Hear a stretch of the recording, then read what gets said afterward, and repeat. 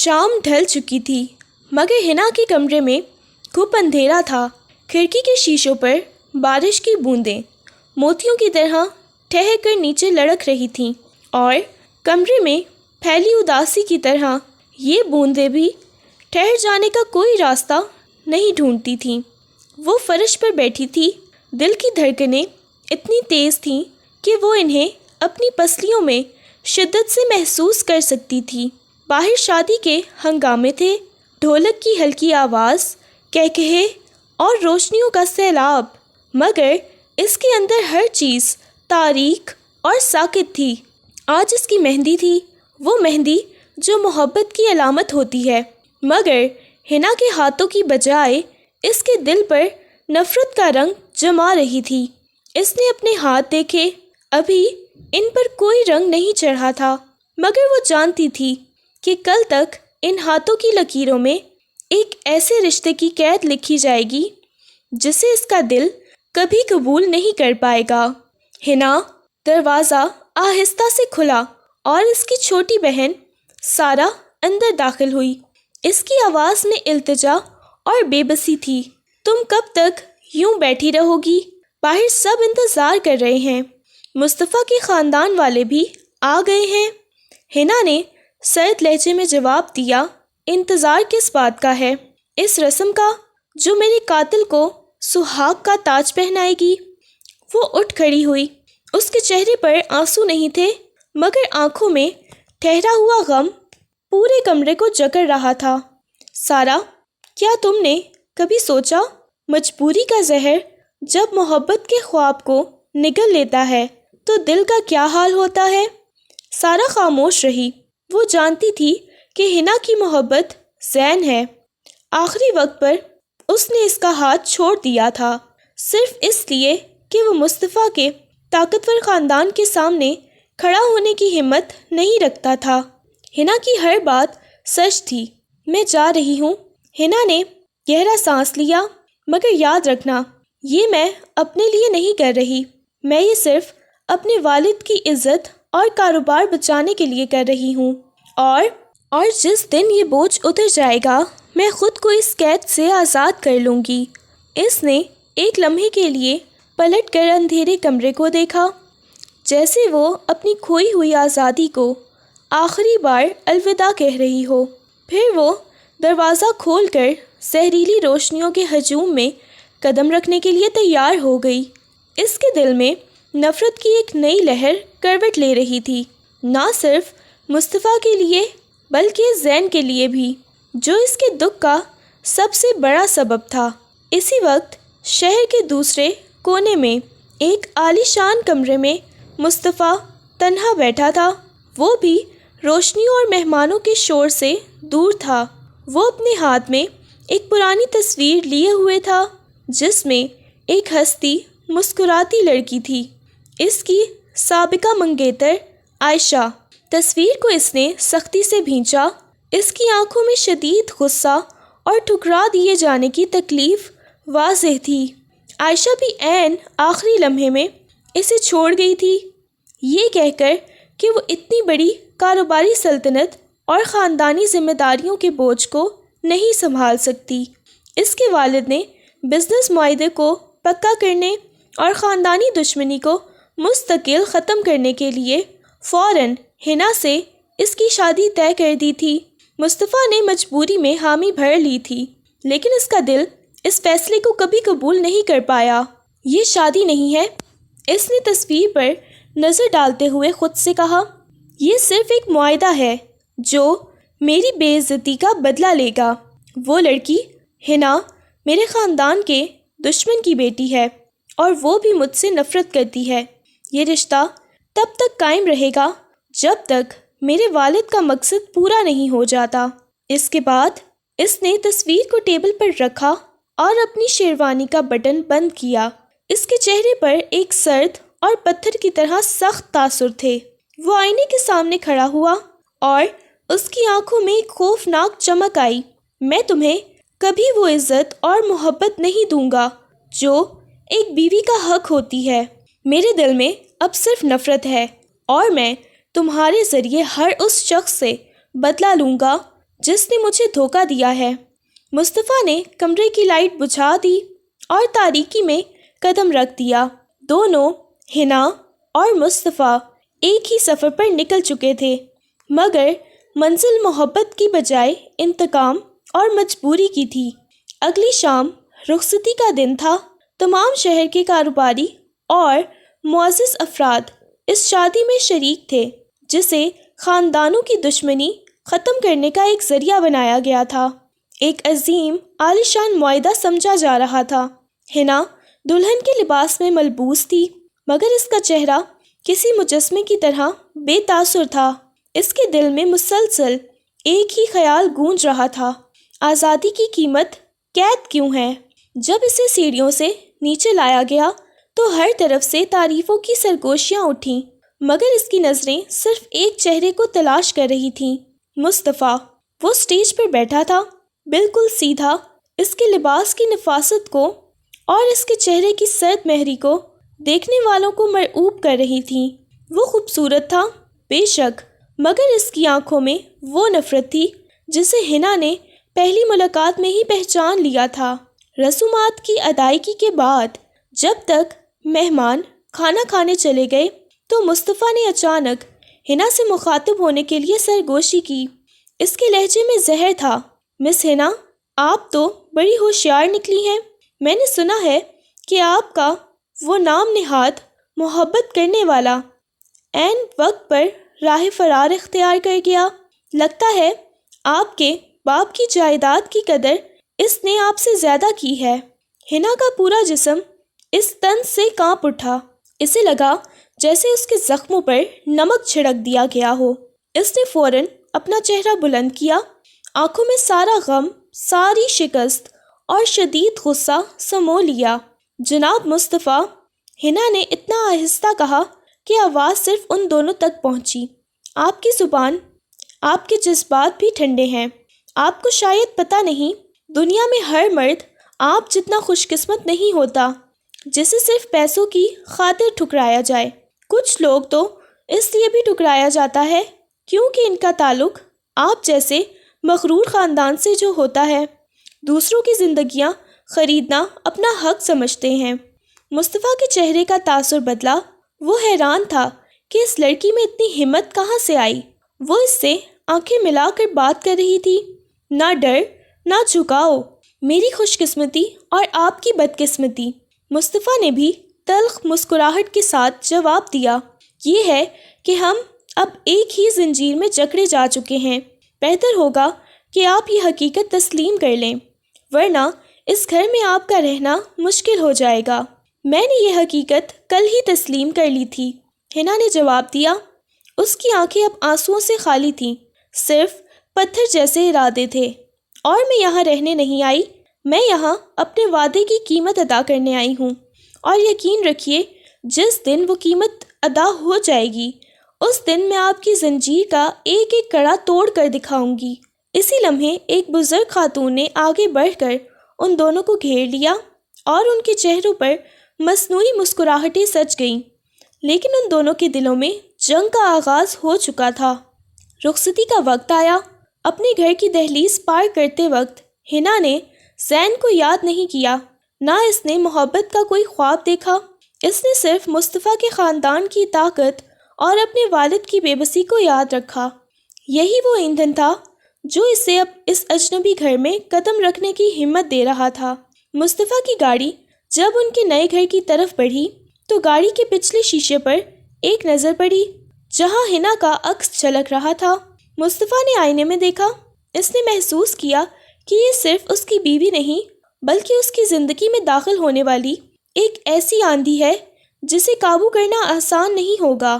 جب وہ عالیشان حویلی میں داخل ہوئے تو حنا نے اندر ہی اندر خود سے عہد کیا، میں تمہاری ملکیت نہیں ہوں جناب مصطفیٰ، میں صرف تمہارے گھر کی ایک عارضی مکین ہوں۔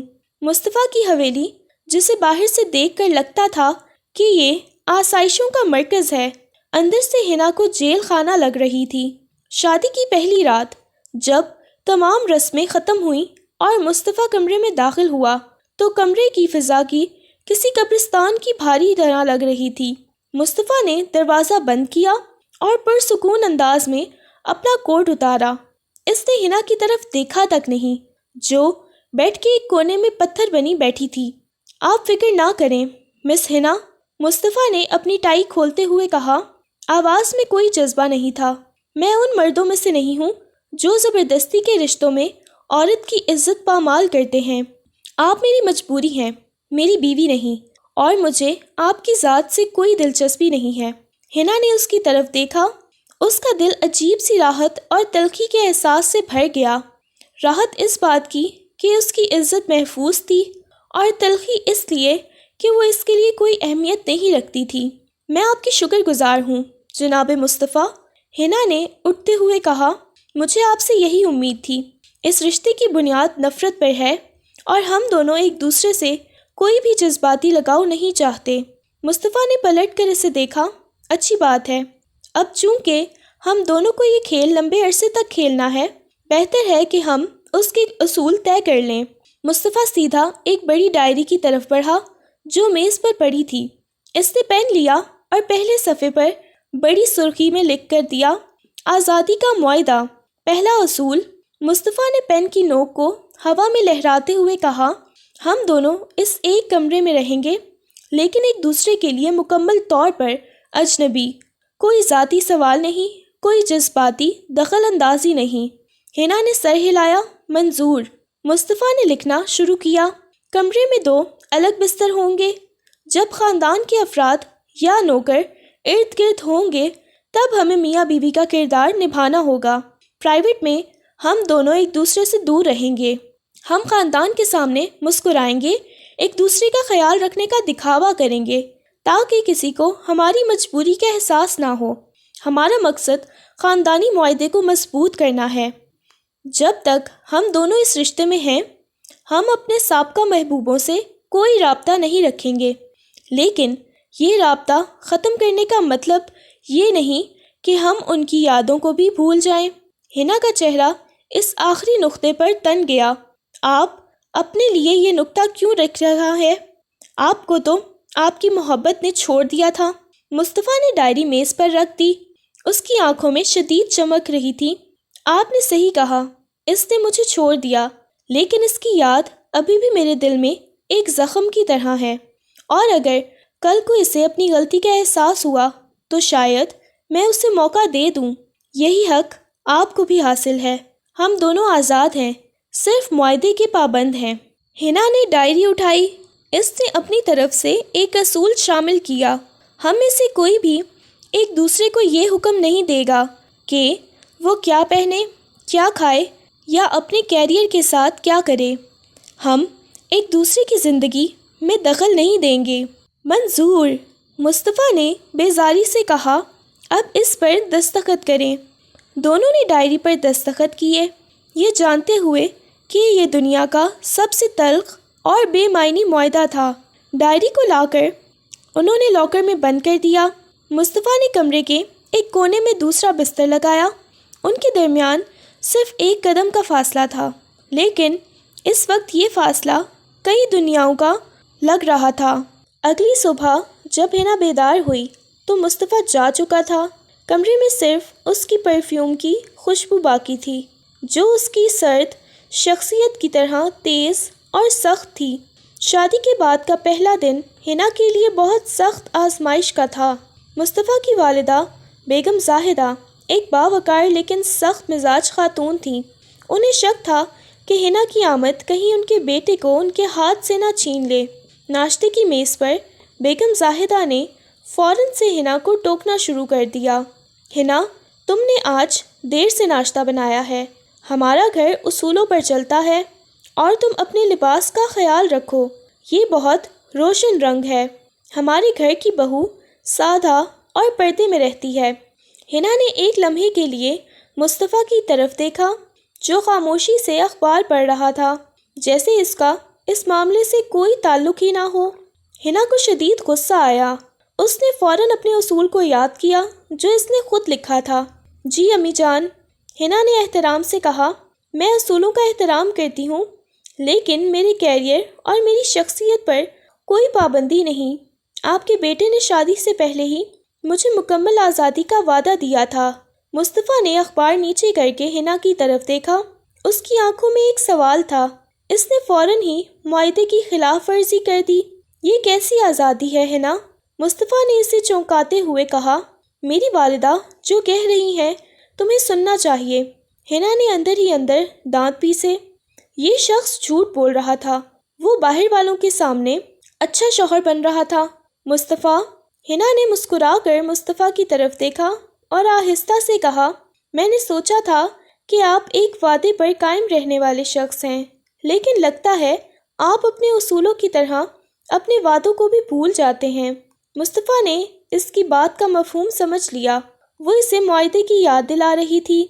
وہ مزید کوئی بحث نہیں کر سکا کیونکہ اس کے والد جناب زاہد، جو ایک خاموش طبع کے تھے، بااثر شخصیت تھے، انہوں نے مداخلت کی۔ بس کرو زاہدہ، اب وہ ہمارے گھر کی بہو ہے، اسے سکھاؤ، لیکن اس کی آزادی مت چھینو۔ ہمیں اس گھر کو جوڑنا ہے، توڑنا نہیں۔ مصطفیٰ نے خاموشی سے ناشتہ ختم کیا اور آفس کے لیے نکل گیا۔ وہ غصے میں تھا مگر حیران بھی تھا۔ حنا نے پہلی بار ثابت کیا تھا کہ وہ ایک کمزور لڑکی نہیں بلکہ ایک ایسی عورت ہے جو اپنے حقوق کے لیے لڑ سکتی ہے۔ دوپہر کو مصطفیٰ نے حنا کو فون کیا۔ یہ بھی معاہدے کے خلاف تھا۔ کیا ہو رہا ہے مس حنا؟ اس کے لہجے میں غصہ تھا۔ آپ نے ماں کے سامنے میرے کردار کو کیوں خراب کیا؟ حنا نے مسکرا کر جواب دیا، کیوں جناب مصطفیٰ، آپ کو اپنے اصول یاد ہیں؟ ہمیں خاندان کے سامنے اچھا دکھاوا کرنا ہے، مگر میرا بھی تو اپنی جگہ عہد ہے جو آزادی کا ہے۔ میں نے صرف آپ کو اپنے جھوٹ اور معاہدے کی یاد دلائی۔ اب مجھے میرے حال پر چھوڑ دیجیے، مجھے کام کرنے ہیں۔ حنا نے فون کاٹ دیا اور سکون کا سانس لیا۔ اب اسے یقین ہو چکا تھا کہ اس کھیل کو جیتنے کے لیے اسے مصطفیٰ سے زیادہ سخت اور چالاک بننا پڑے گا۔ زاہد اقبال ایک تجربہ کار بزنس مین تھے اور وہ حنا کی ذہانت سے متاثر ہو چکے تھے۔ وہ جانتے تھے کہ ان کے بیٹے مصطفیٰ میں جذباتی ٹھہراؤ ہے، مگر وہ بعض معاملات میں زیادہ سخت اور روایت پسند ہے۔ ایک ہفتے بعد شام کے وقت زاہد صاحب نے ڈنر پر ایک اعلان کیا، مصطفیٰ، ہمارا نیا کنسٹرکشن پروجیکٹ جو ہمارے اور حنا کے خاندان کے درمیان نئے معاہدے کی بنیاد ہے، بہت مشکل میں ہے۔ مجھے ایک ایسے شخص کی ضرورت ہے جو تخلیقی ہو اور مارکیٹنگ کو سمجھے۔ مصطفیٰ نے فوراً کہا، میں اس کو دیکھ رہا ہوں ابا جان۔ جناب زاہد نے مسکرا کر حنا کی طرف دیکھا، نہیں بیٹا، تم اسے صرف ایک اینگل سے دیکھ رہے ہو۔ میں نے فیصلہ کیا ہے کہ حنا، جو اپنے والد کے بزنس میں مارکیٹنگ کرتی تھی اور وہی دیکھتی تھی، وہی اس نئے پروجیکٹ میں تمہاری معاونت کرے گی۔ وہ کل سے آفس آئے گی اور اپنے حصے کی ذمہ داری نبھائے گی۔ پورے کمرے میں خاموشی چھا گئی۔ بیگم زاہدہ حیرت سے بیٹے کو دیکھ رہی تھیں اور مصطفیٰ کے چہرے پر شدید غصہ تھا۔ ابا جان، یہ کیسے ممکن ہے؟ مصطفیٰ نے اعتراض کیا، ہمارا آفس فیملی بزنس ہے اور یہ کوئی تفریح نہیں۔ حنا گھر کی ذمہ داریاں سنبھالے۔ حنا نے فوراً بیچ میں بات کاٹ دی۔ اس بار اس کے لہجے میں عاجزی نہیں بلکہ پر اعتمادی تھی، اور میں گھر کے ساتھ ساتھ آفس کی ذمہ داری بھی بخوبی نبھا سکتی ہوں۔ مصطفیٰ، یا آپ کو لگتا ہے کہ آپ کا بزنس میرے لیے بہت بڑا ہے؟ مصطفیٰ نے ٹھنڈی نگاہوں سے حنا کو گھورا۔ وہ جانتا تھا کہ اگر اس نے مزید اعتراض کیا تو وہ خاندان میں اپنی پوزیشن خراب کر لے گا۔ ٹھیک ہے، مصطفیٰ نے سختی سے کہا، لیکن آفس میں میری ذمہ داری صرف کام ہے، فیملی معاملات کو آفس سے دور رکھنا۔ زاہد اقبال نے مسکرا کر حنا کی طرف دیکھا جیسے انہوں نے ایک چالاکی سے ایک کامیاب قدم اٹھا لیا ہو۔ اگلے دن آفس میں ماحول مزید کشیدہ ہو گیا۔ مصطفیٰ نے حنا کو سب سے الگ تھلگ کیبن دیا، جو صاف کہہ دیا کہ وہ صرف پروجیکٹ کے کام تک محدود رہے، لیکن حنا کو ان کا یہ سرد رویہ پسند نہیں آیا۔ پروجیکٹ کی پہلی میٹنگ میں مصطفیٰ نے ایک فیصلہ کیا جو حنا کے مطابق کاروباری لحاظ سے غلط تھا۔ مجھے لگتا ہے کہ آپ یہ مارکیٹنگ اسٹریٹجی غلط ہے جناب مصطفیٰ، حنا نے سب کے سامنے ٹوک دیا۔ یہ آج کے دور کے حساب سے بہت پرانی ہو چکی ہے۔ آپ بہت زیادہ رقم روایتی اشتہار بازی پر لگا رہے ہیں جو بے فائدہ ہے۔ مصطفیٰ کا چہرہ غصے سے سرخ ہو گیا۔ سب کے سامنے اس پر تنقید، آپ مجھ پر بھروسہ نہیں کر رہی ہیں مس ہنا، مصطفیٰ نے سخت لہجے میں کہا۔ میرے تجربے پر شک کر رہی ہیں؟ میں آپ کے تجربے پر شک نہیں کر رہی۔ ہنا نے میٹنگ روم میں کھڑے ہو کر کہا، میں آپ کی بند ذہنیت پر شک کر رہی ہوں۔ میں اپنا منصوبہ پیش کرنا چاہوں گی جس میں کم خرچ کے ساتھ زیادہ نوجوانوں تک رسائی کی جا سکتی ہے۔ ہنا نے اگلے 10 منٹ میں اپنے تخلیقی اور جدید آئیڈیاز پیش کیے جو تمام سٹاف ممبران اور یہاں تک کہ مصطفیٰ کو بھی دل ہی دل میں متاثر کر گئے۔ جب ہنا نے بحث ختم کی تو ماحول میں مکمل خاموشی تھی۔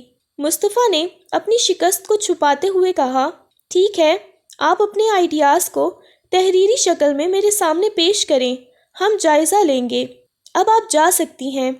ہنا نے مصطفیٰ کی آنکھوں میں دیکھا جو غصے کے ساتھ ساتھ حیرانی کا بھی اظہار کر رہی تھیں۔ اسے پہلی بار احساس ہوا کہ ہنا صرف ایک کمزور لڑکی نہیں بلکہ ایک ایسی عورت ہے جو اس کے کیریئر کو بھی چیلنج کر سکتی ہے۔ شام کو جب وہ گھر آئے تو مصطفیٰ آج کے تماشے سے سخت پریشان تھا۔ اس کے مطابق یہ لڑکی چالاکی سے اسے پشت پر کر رہی تھی۔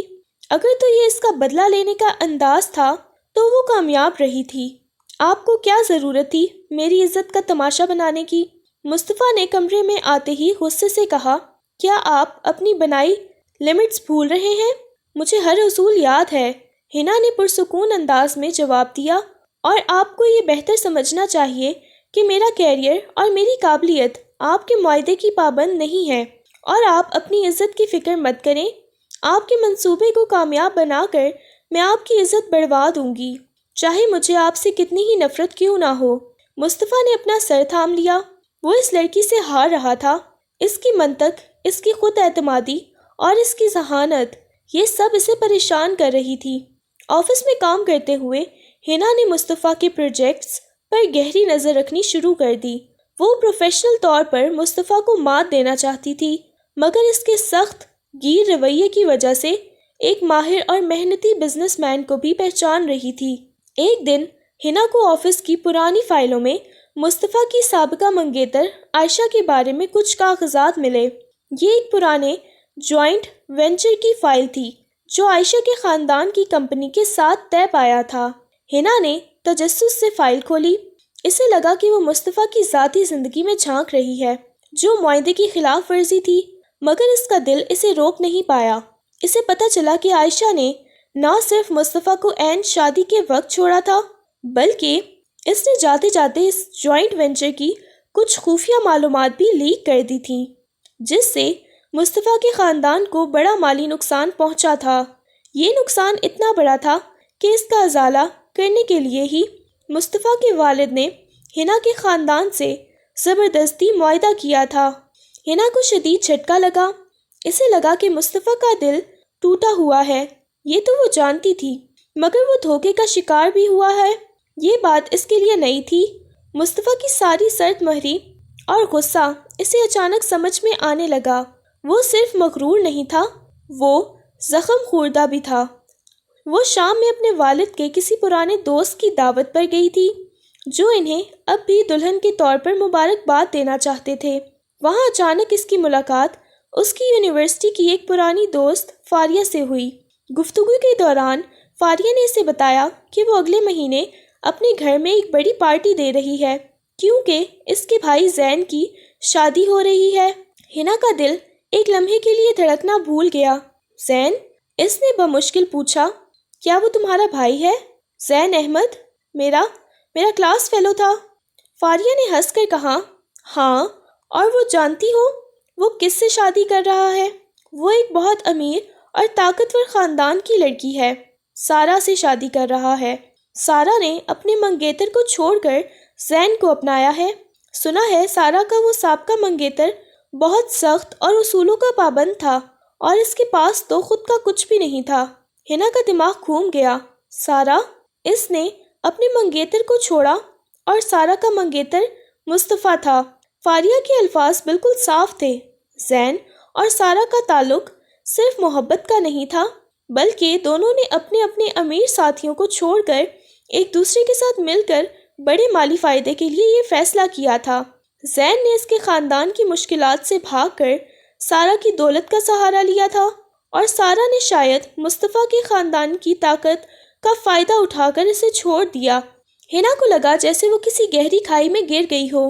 اسے ایک ساتھ دو بڑے جھٹکے لگے تھے۔ زین کی محبت جھوٹی تھی، وہ صرف کمزور نہیں بلکہ مفاد پرست تھا۔ مصطفیٰ کی سابقہ محبت بھی جھوٹی تھی، اور اس نے مصطفیٰ کو کاروباری نقصان پہنچایا تھا۔ جب وہ گھر واپس آئی تو اس کے قدم بوجھل تھے۔ مصطفیٰ اپنے اسٹڈی روم میں کام کر رہا تھا۔ حنا سیدھا اس کے پاس گئی۔ وہ بغیر اجازت اس کے کمرے میں داخل ہوئی، جو معاہدے کی خلاف ورزی تھی۔ مصطفیٰ نے غصے سے سر اٹھایا۔ آپ یہاں کیا کر رہی ہیں حنا؟ آپ کو اجازت نہیں؟ حنا نے کاغذات کا وہ پلندہ جو اسے آفس سے ملا تھا اس کے سامنے پھینک دیا۔ بس کیجیے مصطفیٰ، میں جانتی ہوں آپ کا دل ٹوٹا ہوا نہیں، دھوکے کا شکار ہے۔ آپ کی عائشہ نے صرف آپ کو نہیں چھوڑا تھا بلکہ آپ کے خاندان کو نقصان بھی پہنچایا تھا۔ آپ کا سارا غرور، ساری سرد مہری صرف آپ کے اندر چھپے ہوئے زخم کی وجہ سے ہے۔ مصطفیٰ کا چہرہ فک ہو گیا۔ اس نے اپنے سب سے بڑے راز کو اس کے سامنے بے نقاب ہوتے دیکھا۔ یہ آپ کو کس نے بتایا؟ جیسا آپ سوچ رہی ہیں ویسا کچھ نہیں، مصطفیٰ نے سخت لہجے میں کہا۔ حنا کی آنکھیں چھلک اٹھیں۔ کسی نے بتایا نہیں، میں نے خود دیکھا، اور میں یہ بھی جانتی ہوں کہ میرے زین نے مجھے نہیں چھوڑا بلکہ سارہ کے ساتھ مل کر مجھے دھوکہ دیا ہے۔ مجھے پتہ چل گیا ہے کہ زین اور آپ کی سابقہ منگیتر عائشہ، وہ دونوں۔ حنا بولتے بولتے رک گئی۔ اسے یاد آیا کہ فاریہ نے سارہ کا ذکر کیا تھا، عائشہ کا نہیں۔ مصطفیٰ کی آنکھیں سکڑ گئیں۔ یہ کیا کہہ رہی ہیں آپ؟ میری منگیتر کا نام عائشہ تھا، سارہ نہیں۔ آپ نے شاید غلطی کی ہے۔ دونوں ایک دوسرے کو حیرت سے دیکھ رہے تھے۔ مصطفیٰ نے فوراً اپنی فائلیں کھولی اور پرانی تصاویر دیکھنے لگا۔ دیکھیے حنا، یہ عائشہ ہے۔ آپ کا کلاس فیلو سارہ سے شادی کر رہا ہے، عائشہ سے نہیں۔ آپ شاید جذباتی ہیں، اس لیے چیزوں کو گڑ مٹ کر رہی ہیں۔ حنا نے ٹھنڈا سانس لیا۔ وہ خاموش کھڑی رہی اور ایک لمحے کے لیے محسوس کیا کہ شاید وہ واقعی غلط تھی۔ اس کی محبت کی یادیں اس قدر تلخ ہو چکی تھیں کہ وہ کچھ بھی غلط سن نہیں سکتی تھی۔ شاید، حنا نے آہستہ سے کہا، مگر اس کی آواز میں یقین نہیں تھا۔ مگر فاریہ نے یہ صاف کہا تھا کہ وہ امیر خاندان کی لڑکی تھی جس نے اپنے سخت گیر منگیتر کو چھوڑا، اور میرے زین سے والد کی مشکلات دیکھ کر مجھے چھوڑا تھا۔ مصطفیٰ نے فائل بند کی، اور پہلی بار اس نے حنا کی طرف کسی قسم کی نفرت یا سرد مہری سے نہیں بلکہ گہری ہمدردی سے دیکھا۔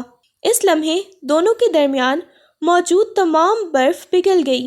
وہ میاں بیوی نہیں تھے، وہ دو زخم خوردہ ساتھی تھے جو ایک ہی جیسے دھوکے کے شکار ہوئے تھے۔ آپ ٹھیک کہہ رہی ہیں، مصطفیٰ نے آہستہ سے کہا۔ آواز میں پہلی بار کوئی نرمی تھی۔ وہ لڑکی جو بھی ہو، چاہے وہ عائشہ ہو یا سارہ، حقیقت یہ ہے کہ دھوکہ دولت کے پیچھے تھا، اور یہ درد آپ کے لیے کتنا گہرا ہے میں سمجھ سکتا ہوں۔ حنا کی آنکھوں میں سے آنسو آ گئے جسے اس نے بڑی مشکل سے روکا ہوا تھا۔ مصطفیٰ نے اسے دیکھا اور اس نے اپنے آپ کو روکا نہیں۔ پہلی بار اس کی آنکھیں مصطفیٰ کے سامنے نم ہوئیں۔ مصطفیٰ نے آگے بڑھ کر اسے پانی کا گلاس پیش کیا۔ رونا چاہتی ہیں تو رو لیں حنا، یہاں کوئی نہیں دیکھے گا، نہ کوئی آپ کا مذاق اڑائے گا۔ حنا نے گلاس لیا، مگر اس نے پانی پینے کی بجائے مصطفیٰ کو دیکھا۔ اس کی آنکھوں میں سوال تھا، کیا واقعی؟ اس رات اسٹڈی روم میں وہ دونوں دیر تک بیٹھے رہے۔ انہوں نے اپنے معاہدے کو مکمل طور پر نظر انداز کر دیا۔ مصطفیٰ نے عائشہ کے دھوکے کی تفصیلات بتائیں، اور حنا نے زین کی بے وفائی کا پورا احوال سنایا۔ وہ صرف ایک دوسرے کی کہانیاں نہیں سن رہے تھے، وہ ایک دوسرے کے بوجھ کو بانٹ رہے تھے۔ ہمیں سچائی کا پتہ لگانا ہوگا، مصطفیٰ نے رات گئے کہا۔ کہیں یہ سارہ اور میری عائشہ ایک ہی تو نہیں؟ یا یہ تو نہیں کہ ان دونوں نے مل کر کوئی بڑا کھیل کھیلا ہو؟ حنا نے سر ہلایا۔ میں بھی یہی سوچ رہی ہوں۔ مجھے زین سے بات کرنی ہوگی، یا کم از کم یہ معلوم کرنا ہوگا کہ سارہ کون ہے۔ اب ان دونوں کا مقصد ایک ہو چکا تھا، اپنے دھوکے باز محبوبوں کی سچائی کا پتہ لگانا، انتقام نہیں بلکہ صرف سچائی، تاکہ وہ اپنے دلوں کو مکمل طور پر آزاد کر سکیں۔ اگلے دن آفس میں دونوں کا رویہ بالکل بدل چکا تھا۔ مصطفیٰ نے حنا سے پہلی بار نارمل انداز میں کام کی بات کی۔ وہ دونوں مل کر اس پروجیکٹ پر کام کر رہے تھے جہاں اب ان کے ذاتی مقصد شامل ہو چکے تھے۔ ایک دن حنا نے انٹرنیٹ پر پرانی خبریں کھنگالتے ہوئے زین اور اس کی نئی منگیتر سارہ کی ایک چھوٹی سی تقریب کی تصویر دیکھ لی۔ تصویر میں سارہ کا چہرہ واضح نہیں تھا، مگر جب اس نے غور کیا تو سارہ کے ہاتھ میں وہی ڈیزائن کا پرس تھا جو اس نے عائشہ کی پرانی تصویر میں مصطفیٰ کے ساتھ دیکھا تھا۔ حنا نے فوراً وہ تصویر مصطفیٰ کو دکھائی۔ دیکھیں مصطفیٰ، یہ زین کی منگیتر سارہ ہے، اور یہ پرس، یہ بالکل ویسا ہی ہے جو آپ کی عائشہ کے پاس ہوتا تھا۔ کیا یہ ہو سکتا ہے کہ سارہ اور عائشہ ایک ہی ہوں، نام بدلا، یا دونوں بہنیں ہوں؟ مصطفیٰ نے تصویر کو گہری نظروں سے دیکھا۔ یہ بہت زیادہ گمبھیر معاملہ ہے، مگر سارہ میرے ایک سخت بزنس حریف جناب یونس کی بیٹی ہے۔ اگر زین کا تعلق اس خاندان سے جڑ گیا تو ہمیں بہت بڑا نقصان پہنچ سکتا ہے۔ اب ان کا مقصد ذاتی سے پروفیشنل اور ذاتی دونوں ہو چکا تھا۔ انہیں مل کر اس راز کو بے نقاب کرنا تھا تاکہ وہ ایک ساتھ اپنے خاندانوں کو اور اپنے دلوں کی حفاظت کر سکیں۔ مصطفیٰ نے فوراً اپنے بزنس نیٹ ورک سے زین اور سارہ کی منگنی کی تقریب کی تفصیلات معلوم کی۔ یہ ایک خفیہ اور نجی تقریب تھی جو صرف قریبی دوستوں اور خاندان کے لیے رکھی گئی تھی۔ یہ موقع تھا سچائی جاننے کا۔ ہمیں وہاں جانا ہوگا، مصطفیٰ نے حنا سے اسٹڈی روم میں بات کرتے ہوئے کہا، مگر میاں بیوی کی حیثیت سے نہیں، کیونکہ کوئی ہمیں وہاں نہیں پہچان پائے گا۔ حنا نے جوش سے سر ہلایا، جو اس نے کئی ہفتوں بعد محسوس کیا تھا۔ میں جانتی ہوں، میں زین کے خاندان میں اپنا ایک پرانا رشتہ دار متعارف کروا سکتی ہوں، ایک ایسا رشتہ دار جو بیرون ملک رہتا تھا اور اب واپس آیا تھا۔ مصطفیٰ نے اس کی ذہانت کی تعریف کی۔ بہت خوب، اور میں آپ کا ڈرائیور یا محافظ بن کر ساتھ چلوں گا جو کم بولتا ہو اور کسی کو ہم پر شک نہ ہو۔ اگلے دن شام کو حنا ایک نئے روپ میں تیار ہوئی۔ اس نے شوخ رنگوں کا لباس چھوڑ کر ایک سادہ مگر مہنگا لباس پہنا، جس کے ساتھ ایک بڑا چشمہ اور جدید ہیئر سٹائل اپنایا۔ اس کے چہرے کا تاثر ایسا تھا جیسے وہ ایک پرانی رشتہ دار ہے جو بہت دور سے آئی ہے۔ مصطفیٰ نے کالے رنگ کا سادہ سوٹ پہنا جو ڈرائیور یا سیکیورٹی انچارج کا لگتا تھا۔ وہ کم بولنے اور صرف حنا کے احکامات پر عمل کرنے کی مکمل اداکاری کے لیے تیار تھا۔ جب وہ سارہ کے گھر پہنچے تو مصطفیٰ نے گاڑی کو ایک کونے میں کھڑا کیا اور حنا کے پیچھے فاصلہ رکھ کر چلنا شروع کیا۔ تقریب میں داخل ہوتے ہی حنا نے زین کی ماں کو پہچان لیا اور بڑے اعتماد سے ان کے پاس گئی۔ آنٹی جان، کیسی ہیں آپ؟ مجھے پہچانا؟ حنا نے تھوڑے سے بدلے ہوئے لہجے میں پوچھا۔ میں نادیہ ہوں، آپ کی خالہ کی نواسی۔ میں بیرون ملک میں تھی اور شادی کا سن کر فوراً آپ کو مبارکباد دینے چلی آئی۔ زین کی ماں نے اسے پہچاننے میں ایک لمحے کی تاخیر کی، مگر خاندانی رشتہ داری کی جرم جوشی نے انہوں نے اسے گلے لگا لیا اور اندر آنے کو کہا۔ مصطفیٰ خاموشی سے ان کے پیچھے کھڑا ہو گیا۔ تقریب کے اندر کا منظر دیکھتے ہی حنا کا دل ڈوب گیا۔ زین، اس کا سابقہ محبوب، مسکراتے ہوئے سارہ کے ساتھ بیٹھا تھا اور اس کے چہرے پر وہی بے تکلفی اور خوشی تھی جو کبھی حنا کے ساتھ ہوا کرتی تھی۔ لیکن اصلی جھٹکا مصطفیٰ کو لگا۔ جیسے ہی اس نے زین کی منگیتر سارہ کا چہرہ واضح طور پر دیکھا، وہ ساکن ہو گیا۔ سارہ کے چہرے پر مسکراہٹ تھی، مگر وہ مسکراہٹ مصطفیٰ کو اچھی طرح یاد تھی۔ وہ دراصل عائشہ ہی تھی۔ مصطفیٰ نے اپنی آنکھوں پر یقین کرنے کے لیے سر جھکایا، پھر دوبارہ دیکھا۔ ہاں، اس کی سابقہ منگیتر عائشہ نے اب اپنا نام سارہ رکھ لیا تھا، یا پھر وہ سارہ کے نام سے کام کر رہی تھی۔ اس نے صرف اپنا گیٹ اپ بدلا تھا تاکہ وہ مصطفیٰ کے خاندان کی نظروں سے بچ سکے، جو اس پر قانونی کارروائی کی تیاری کر رہے تھے۔ مصطفیٰ کا دل غصے، دھوکے اور تکلیف کے ملے جلے احساسات سے بھر گیا۔ اس نے غصے سے اپنی مٹھی بھینچ لی۔ حنا نے مصطفیٰ کی باڈی لینگویج سے سمجھ لیا کہ معاملہ کیا ہے۔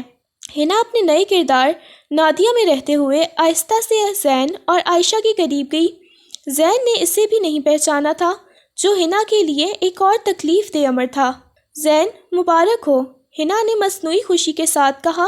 میں نے سنا ہے عائشہ، میرا مطلب ہے سارا بہت خوش قسمت ہے کہ انہیں آپ جیسا خوبصورت اور ذہین پارٹنر ملا۔ زین نے فخر سے کہا۔ شکریہ نادیہ، عائشہ نے اپنی پرانی زندگی کو ہمیشہ کے لیے چھوڑ دیا تھا، اب وہ میرے ساتھ ایک نئی اور پرسکون زندگی شروع کر رہی ہے۔ پرانی زندگی؟ ہنا نے نرمی سے پوچھا۔ کیا پرانی زندگی میں کوئی پریشانی تھی؟ میں نے سنا ہے ان کے منگیتر بہت امیر تھے مگر ذرا سخت مزاج۔ عائشہ نے غصے سے ہنا کی طرف دیکھا لیکن اسے پہچان نہیں پائی۔ پرانی زندگی میں بہت چھوٹ اور پابندیاں تھیں، عائشہ نے کہا۔ میں نے اسے صرف اس لیے چھوڑا تاکہ میں زین کے ساتھ آزادی کی زندگی گزار سکوں جو کسی کے پیسوں کے پیچھے نہیں بھاگتا۔ ان دونوں کے منہ سے یہ بات سننا کہ وہ آزادی اور سچائی کی بات کر رہے ہیں ہنا اور مصطفیٰ کے دلوں میں آگ لگا رہا تھا۔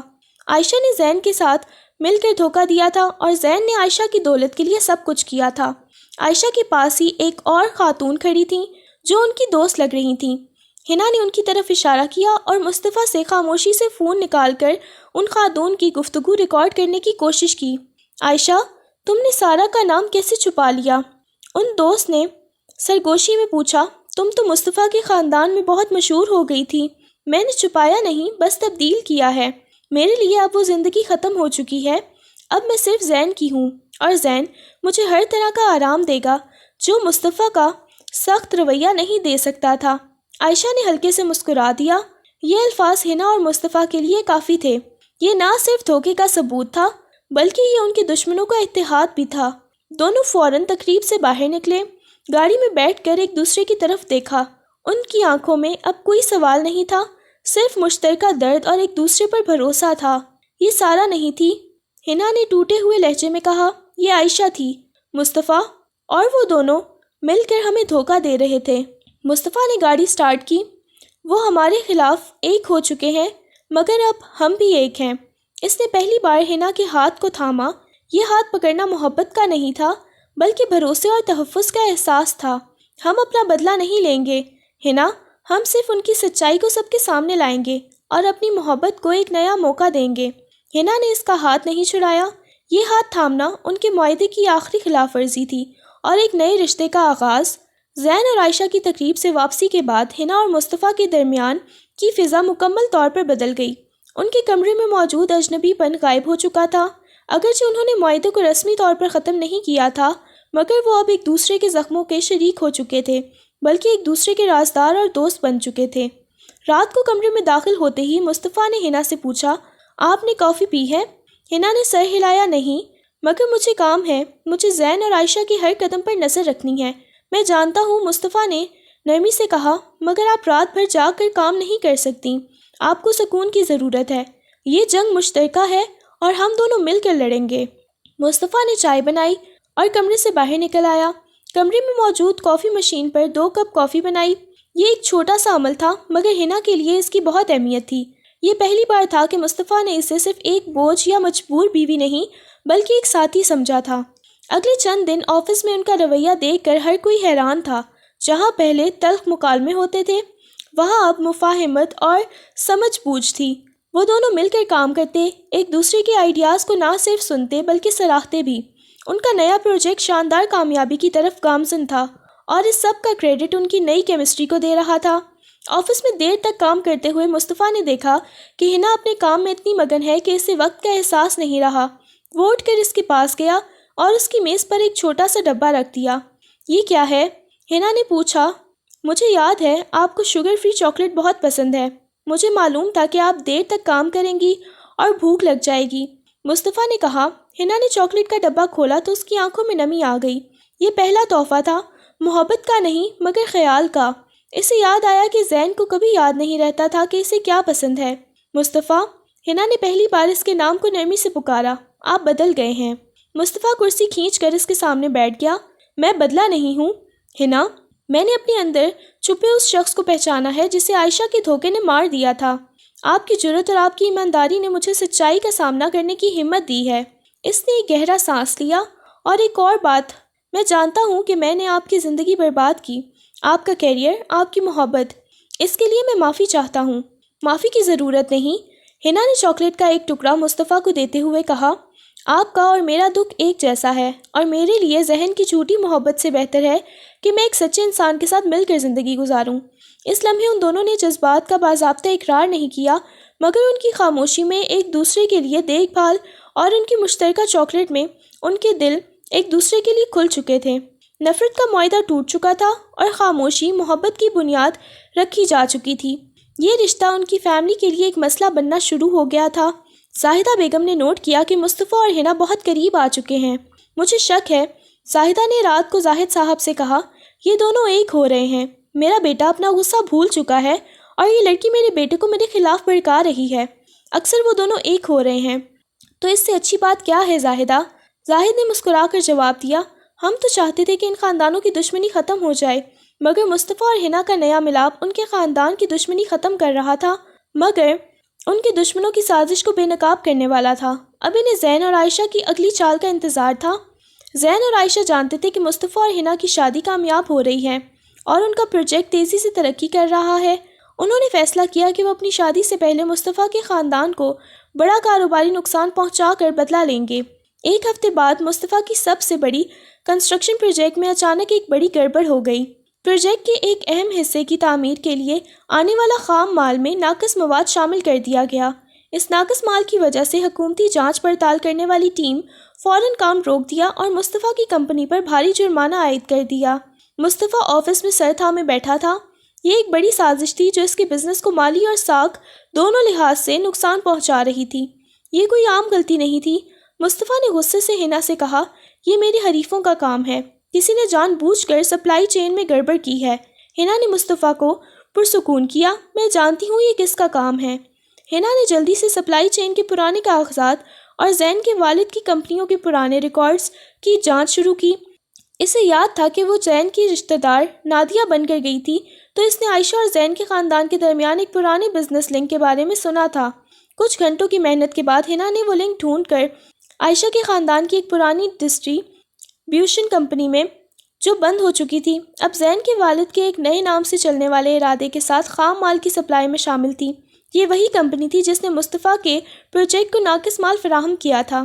عائشہ نے اپنا پرانا کنیکشن استعمال کیا تھا اور زین کے ذریعے مصطفیٰ کو نقصان پہنچایا۔ حنا فوراً مصطفیٰ کے پاس گئی اور اسے یہ ثبوت دکھایا۔ دیکھیے مصطفیٰ، حنا نے کاغذات اس کے سامنے رکھے، عائشہ اور زین نے مل کر یہ سازش رچی ہے۔ عائشہ نے آپ کو ذاتی انتقام کی وجہ سے نقصان پہنچایا اور زین نے آپ کے خاندان کی مارکیٹ ویلیو کم کرنے کے لیے اپنا نیا بزنس شروع کرنے کا راستہ صاف کیا۔ مصطفیٰ نے تمام ثبوت دیکھے۔ اس کا غصہ ساتویں آسمان کو چھو رہا تھا۔ اس نے بغیر کسی شک کے فوری طور پر سارے حقائق کو سمجھ لیا۔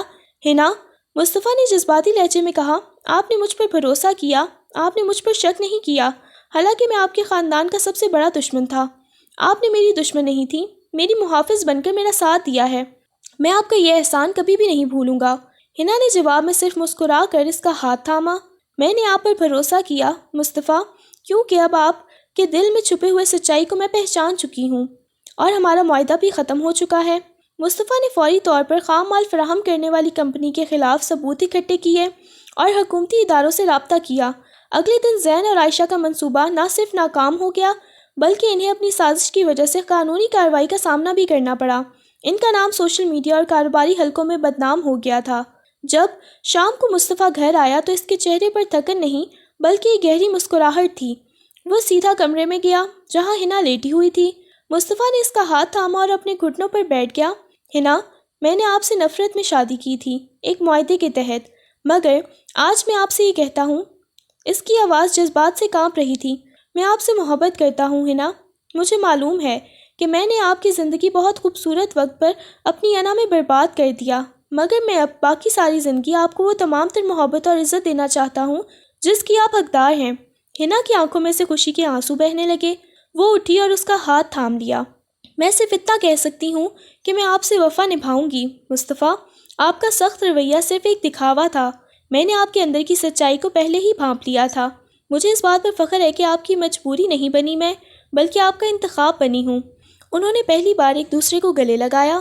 یہ گلے ملنا صرف میاں بیوی کا نہیں تھا، بلکہ دو زخم خور دلوں کا تھا جو ایک دوسرے کی محبت میں بے پناہ اختیار کھو چکے تھے۔ معاہدہ اب باضابطہ طور پر ختم ہو چکا تھا اور ان کے درمیان محبت کا ایک نیا سچا وعدہ شروع ہو چکا تھا۔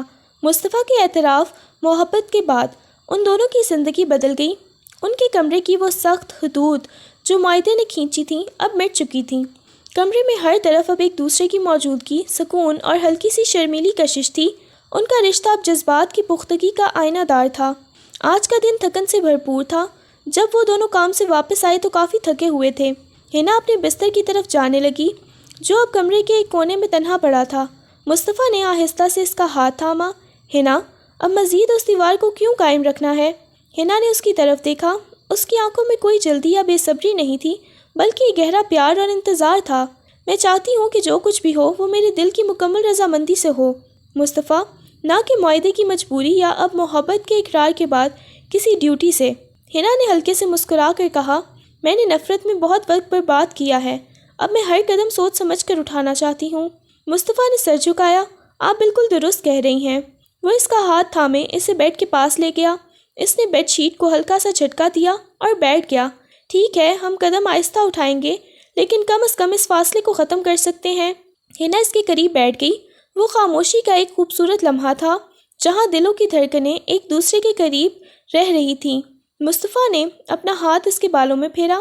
تمہاری ہر بات میں ایک سچائی ہوتی ہے حنا۔ تم جب لڑتی ہو تو تم میرے غیر معمولی طاقت ہو جاتی ہو، اور جب تم خاموش ہوتی ہو تو تمہاری آنکھوں میں کائنات کا سکون ہوتا ہے۔ حنا نے شرما کر اپنی نظریں جھکا لیں۔ آپ بھی بدل گئے ہیں جناب مصطفیٰ۔ آپ کی سرد مہری کے نیچے ایک بہت گرم دل چھپا ہے جو مجھے مل گیا ہے۔ مصطفیٰ نے اس کا چہرہ اپنے ہاتھ میں لیا، اور وہ پہلا لمحہ تھا جب اس کے چہرے کے درمیان تمام فاصلے مٹ گئے۔ یہ ایک نازک لمس تھا جہاں احترام، پیار اور جذباتی قربت کا شدید احساس تھا۔ میں وعدہ کرتا ہوں، مصطفیٰ نے سرگوشی کی، ہماری زندگی کا اگلا ہر لمحہ سچائی اور محبت پر مبنی ہوگا۔ ہماری نفرت نے ہمیں ایک دوسرے کی قدر کرنا سکھا دیا۔ آفس میں سب لوگ دوپہر کے کھانے پر چلے گئے۔ حنا اپنی کرسی پر بیٹھی ایک مشکل فائل پر کام کر رہی تھی۔ مصطفیٰ اس کے پیچھے آیا اور آہستہ سے اس کی کرسی کو پیچھے کھڑا ہو گیا۔ اس نے حنا کے بالوں کو ایک طرف کیا اور اس کی کان میں ہلکی سی سرگوشی کی۔ آپ کو ایک چھوٹے سے وقفے کی ضرورت ہے۔ حنا کا پورا وجود اس کی موجودگی سے جھنجھلا اٹھا۔ مجھے یہ فائل جلد از جلد ختم کرنی ہے۔ ایسا کیجئے مصطفیٰ۔ اس کے کندھے پر نرمی سے ہاتھ رکھا۔ پہلے یہ بتا دیجئے کہ کیا آپ کو کل رات میری کافی پسند آئی تھی؟ بہت۔ حنا نے مڑ کر دیکھا۔ ان کے درمیان کا فاصلہ اب صرف ہوا کا تھا۔ آپ کی کافی میں ایک خاص ذائقہ تھا جو آپ کے دل کی نرمی جیسا تھا۔ مصطفیٰ نے جھک کر فائل پر موجود ایک جملے کو پڑھا۔ اس کا چہرہ حنا کے قریب تھا۔ یہ ایک جان بوجھ کر پڑھائی گئی تھی قربت تھی جو ان کے رشتے کا حصہ بن چکی تھی۔ اگر آپ میرا کہا مانیں تو مصطفیٰ نے اپنی آنکھوں میں چمک لاتے ہوئے کہا، میں آپ کو ایک اور اچھی کافی پیش کرنا چاہتا ہوں میرے کیبن میں۔ حنا کو لگا کہ وہ شاید دفتر کے کمرے میں موجود ہیں، مگر ان کے جذبات اس لمحے کو اپنا نجی کمرہ بنا چکے تھے۔ آپ کا کیبن تو بہت سخت اور بورنگ ہوتا ہے جناب مصطفیٰ۔ آج نہیں ہوگا، آج وہاں کوئی معاہدہ نہیں ہوگا، صرف دو ساتھی ہوں گے جو تھوڑا آرام کرنا چاہتے ہیں۔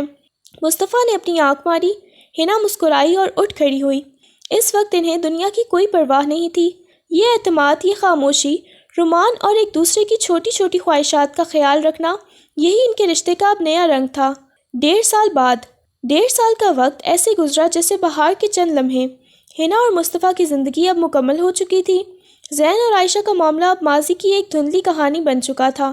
ان دونوں نے نہ صرف اپنی شادی بچائی تھی بلکہ خاندان کے کاروبار کو بھی ایک صحیح سطح پر پہنچا دیا تھا جہاں ان کے حریف صرف حیرت سے دیکھ سکتے تھے۔ زاہد اقبال اور بیگم زاہدہ اب حنا کو اپنا حقیقی فخر سمجھتے تھے۔ بیگم زاہدہ کا وہ سخت رویہ جو شروع میں حنا کے لیے تھا اب پیار اور احترام میں بدل چکا تھا۔ وہ اکثر کہتی، حنا تم اس گھر میں نہ آتی تو میرا بیٹا شاید کبھی اپنی اصلی شخصیت کو نہ پہچان پاتا۔ مصطفیٰ نے تمام تر ثبوت میڈیا اور قانونی ذرائع کو فراہم کر دیے۔ زین اور عائشہ کے نام پر درج تمام کمپنیاں اور ان کی غیر قانونی کاروباری رابطے مکمل طور پر بند ہو گئے۔ زین جو ہمیشہ شارٹ کٹ سے امیر بننا چاہتا تھا اب نہ صرف خاندان کی عزت کھو چکا تھا بلکہ اسے بڑے مالی قرضوں کا سامنا کرنا پڑا۔ عائشہ نے زین کو چھوڑ دیا تھا جب اسے احساس ہوا کہ اب اس کے پاس دولت نہیں رہی۔ وہ دونوں مکمل طور پر تنہا اور سماجی طور پر بدنام ہو چکے تھے۔ حنا مصطفیٰ کے ساتھ بیڈ پر بیٹھی اس کے کندھوں سے کندھوں پہ رکھے باتوں میں مگن تھی۔ جب اسے یاد آیا کہ اس نے زین کو ایک چھوٹی سی جگہ پر دیکھا وہ ایک معمولی ملازمت کر رہا تھا اور بہت پریشان دکھائی دے رہا تھا۔ مجھے ترس آ رہا ہے مصطفیٰ، حنا نے کہا۔ مصطفیٰ نے اسے تسلی دی۔ حنا، انہیں ترس کی نہیں، اپنے کیے کی ذمہ داری لینے کی ضرورت تھی۔ ان کا انجام ہمارے لیے ایک سبق ہے کہ جھوٹ اور دھوکے پر مبنی کوئی بھی رشتہ زیادہ دن نہیں چلتا۔ ہمیں خوش ہونا چاہیے کہ ہم وقت رہتے اس دھوکے سے باہر نکل آئے۔ مصطفیٰ اور حنا کا رشتہ اب احترام، آزادی اور گہری محبت پر مبنی تھا۔ وہ اب بھی اپنی اسٹڈی میں رات گئے تک کام کرتے رہتے، مگر ان کی میزیں مل چکی تھیں۔ ان کی چھوٹی چھوٹی عادتیں ان کے گہرے رشتے کی عکاسی کرتی تھیں۔ مصطفیٰ کچھ کاغذات ڈھونڈ رہا تھا جب وہ اسے پرانی ڈائری ملی جس پر انہوں نے آزادی کا معاہدہ لکھا تھا۔ وہ اس کو دیکھ کر مسکرا دیا اور حنا کی طرف پلٹا۔ یاد ہے حنا؟ مصطفیٰ نے مسکرا کر کہا، یہ معاہدہ تھا، اس پر ہم نے شدید نفرت میں دستخط کیے تھے۔ حنا نے ڈائری کھولی۔ اس نے دیکھا کہ مصطفیٰ نے ان تمام 4 اصولوں کو کاٹ دیا ہے جو انہوں نے لکھے تھے۔ حنا کی آنکھوں میں آنسو آ گئے، مگر یہ آنسو خوشی کے تھے۔ مصطفیٰ، یہ کتنا خوبصورت ہے! یہ کاغذ کا ٹکڑا ہماری زندگی کی پوری کہانی بیان کر رہا ہے، نفرت سے نجات اور سچے جذبات کی جیت۔ مصطفیٰ نے وہ ڈائری کمرے کی ایک الماری میں سنبھال کر رکھ دی۔ یہ صرف کہانی نہیں ہے حنا، یہ ثبوت ہے کہ جھوٹے وعدوں کا ٹوٹنا ہی دراصل زندگی کا سب سے اچھا موڑ تھا۔ شام کا وقت تھا۔ حنا اور مصطفیٰ اپنے عالی شان لاؤنج میں بیٹھے تھے۔ ٹیبل پر وہ شوگر فری چاکلیٹ رکھی تھی جو مصطفیٰ نے پہلی بار حنا کو اس کے کیریئر پر جدوجہد کے دوران دی تھی۔ حنا نے ہنس کر کہا، مجھے لگتا ہے کہ میرا سب سے بڑا بدلہ یہ تھا کہ میں نے اپنے سخت مزاج شوہر کو دنیا کا سب سے اچھا اور نرم دل انسان بنا دیا، اور میرا بدلہ یہ تھا، مصطفیٰ نے اس کے ماتھے پر بوسہ دیا، کہ میں نے ایک مجبوری کی دلہن کو اپنا سمجھ کر اپنا گھر اور اپنا مستقبل بنا لیا۔ تم میری طاقت ہو حنا۔ حنا نے اپنا سر اس کے کندھے پر رکھ دیا۔ شہر کی روشنیاں اب انہیں صرف کاروبار اور مجبوری کی نہیں لگ رہی تھیں، بلکہ امید اور مشترکہ منزل کی لگ رہی تھیں۔ انہوں نے ایک دوسرے کا ہاتھ تھاما اور آنے والے وقت کے خواب دیکھنے لگے۔ میں آپ کو کچھ بتانا چاہتی ہوں، یہ کہتے اس کا چہرہ سرخ ہو گیا۔ حکم کریں جانب بہار۔ لہجے میں الفت تھی۔ آپ بابا بننے والے ہیں، یہ کہتی ہی وہ اپنے ہاتھوں میں چہرہ چھپا گئی۔ کیا؟ اوہ ہو اللہ، تم سچ کہہ رہی ہو؟ یا اللہ تیرا شکر ہے۔ وہ اس سے بالوں میں باہوں میں اٹھائے ہوئے گول گھما گیا۔ لاؤنج میں ان کی کھلکھلاہٹیں گونج رہی تھیں۔